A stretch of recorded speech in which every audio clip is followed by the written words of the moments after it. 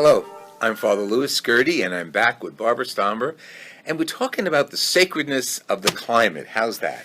The book that we're using, the letter we're using as a reference point, is On Care for Our Common Home, an encyclical written by His Holiness Pope Francis, the encyclical being called Laudato Si, and it comes from a song of St. Francis, one of the canticles that he wrote, and it says, Laudato Si mi Signore, praise be to you, my Lord, in the words of the beautiful canticle of St. Francis of Assisi.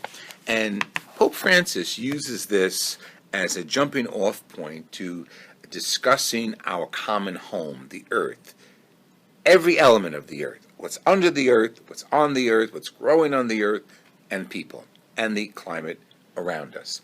Barbara is involved with climate change. She's on various committees, green sustainability committees, and very, very active with anti-fracking and a whole bunch of other stuff. So what we're going to do is, we both read the letter. It's a long letter. I'm going to quote some sections. Let's apply it, because some of the critics of Pope Francis said, what does a pope know about fracking? What does a pope know about sustainability, biodiversity?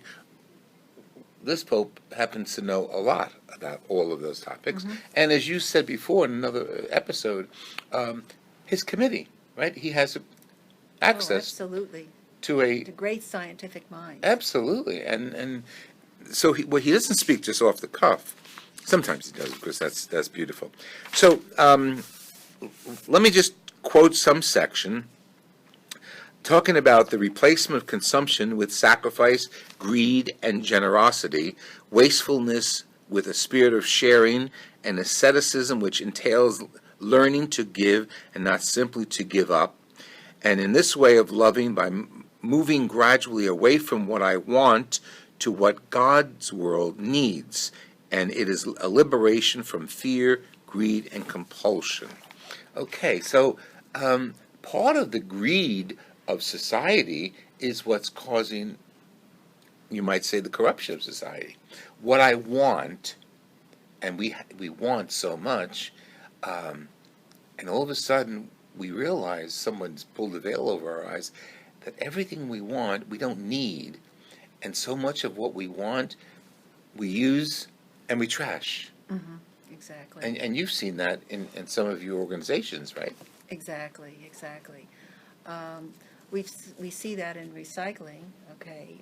We see that with the plastic that is as big as the state of Texas a number of years ago, and now has grown into something even larger than that.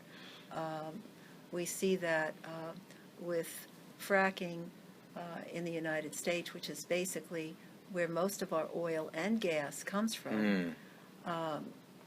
That is coming with dangers of it's being transported by rail. Right. Really an obsolete system that we have of rail, all right? It hasn't really been improved much. And we have explosions because we're carrying crude oil. Mm-hmm. From most of our oil coming east is coming from the Bakken crude fields in North Dakota, which has transformed that state into, I think we have close to 2 million oil and gas wells. So think about how many that is, all right, that you're drilling down into the earth. And people live there, and we forget that. Right. And this is a flammable, highly flammable, mm-hmm. volatile, the most volatile of all oils. So when those trains go off the tracks, we can expect, and we've read about terrible explosions from them. Yes. All right, so we have to be very concerned, all right? But the bottom line is dictating, in many cases, what is to happen, all right? And the bottom line is what I want. Right, I mean, right. And too many of us want too much. Right. Now, a lot of people are rejoicing in the fact that, my goodness, gas is so cheap. Well, we have a glut now, a tremendous glut, all right, in gas. Is that a good thing? Now people are going out and buying larger cars, right? Is that a good thing? Is that the lifestyle that Pope Francis would advocate? The Pope who drives in a Fiat, Right, you know? right. So, that is not what the Pope is saying, all right? Yeah, he's teaching by example in so many Exactly. ways. It's unbelievable. We're going to quote sections of this because it's just so beautiful. And then I encourage you to go out and get a copy or go online and read it on Care for Our Common Home, Laudato Si.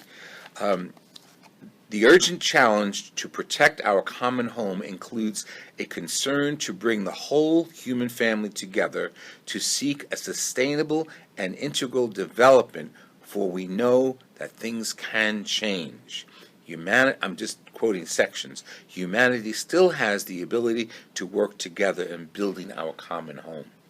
See, again, we're in New Jersey. What do we care about North Dakota? Mm-hmm. It's Right. our home. They're our Right. sisters and brothers. This is our common land. Right, exactly. And that exactly. gets lost Right. when looking, as you said, to the bottom line. We can look at, we talked about oil, but let's just talk about gas. There's a storage facility in California right now that there's a problem because the gas was stored so far underneath. I think it's like 4,000 or 5,000 feet underneath the ground. And there's a leak, all right? And that's leaking methane into the atmosphere. 2,000 people have had to leave their homes, all right, because they're getting bloody noses, they're getting nausea. This is in a place called, Porter Ranch, I think it is, okay? And so that methane that's leaking is one of the most potent greenhouse gases. And that is really, it has a tremendous effect on climate change. So that's leaking, and it leaks 25% of all of the methane that California uses every single day. And that's been going on now since October, okay? October of 2015. 15. And it's not likely to be fixed anytime soon. They're saying maybe in April if they can get the technology to fix it. Right. All right. So these are accidents, all right, that are unforeseen, all right. So they say unforeseen, but we know from experience, we can look at all kinds of disasters, in our state. And they had information. Exactly. And so we know that they're going to happen, all right? It's just that who's going to be responsible? Who can be responsible now for the CO2 that just went up into the atmosphere? Exactly. Who's going to pay for that? Yeah. So... and in so many ways, the poor suffer. Francis, particular appreciation is owed to those who tirelessly seek to resolve the tragic effects of environmental degradation on the lives of the world's poorest. And that's really an important aspect of this. Not only the people in California, but all over the world. Oh, absolutely. Wherever we go in and take from their soil, from their land.